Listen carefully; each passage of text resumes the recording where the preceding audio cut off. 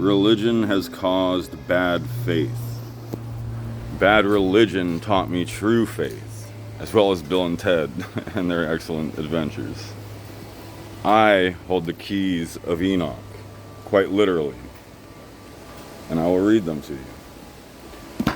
For I am but a messenger. And so I have both. Hers is bauble. I have the keys, but I also know the call. And the call is more important than the keys. So we shall only read the call. Proposition 1. Nothing is missing from the triumph of civilization. Neither political terror nor emotional poverty, nor universal sterility. The desert can no longer expand. It is everywhere, but it can still deepen.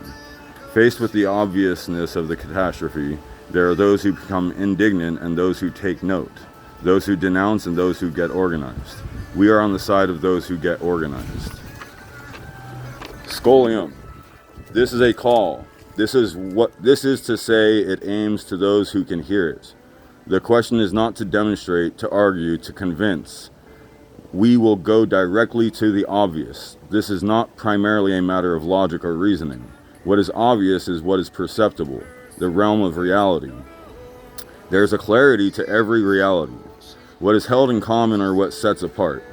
After this is recognized, communication becomes possible again. Communication which is no longer presupposed, but which is to be built. In this network of obvious things that make us up, we have been taught so well to doubt it, to avoid it, to conceal it, to keep it to ourselves. We have been taught so well that we lack the words when we want to shout. As for the order we live under, everyone knows what it consists of. The empire is staring us in the face. That a dying social system has no other justification to its arbitrary nature than its absurd determination. Its senile determination. Simply to linger on. No trumpets, no Bidens, no parties, no America. That the global and national police have received a free hand to get rid of those who do not toe the line. That civilization, wounded in its heart, no longer encounters anything but its own limits in the endless war it has begun, Israel. That this headlong flight, already almost a century old, produces nothing but a series of increasingly frequent disasters. That the mass of humans accommodate themselves to this order of things by means of lies, cynicism, brutalization, or pills. No one can claim to ignore these things any longer. And the sport that consists in endlessly describing the present disaster with a varying degree of complacence is just another way of saying, that's the way it is. The prize of infamy going to journalists, to all those who would pretend every morning to rediscover the bullshit they only just noticed the day before. But what is most striking for the time being is not the arrogance of empire, but rather the weakness of the counterattack. Like a colossal paralysis, a mass paralysis. The left was paralyzed by your centrism, which will sometimes cause people to say that nothing can be done, but who will sometimes concede, when pushed to their limit, that there is so much to do, which isn't any different. Do what is in front of you to do, and do it well, with a smile and gladness in your heart, Hokulea.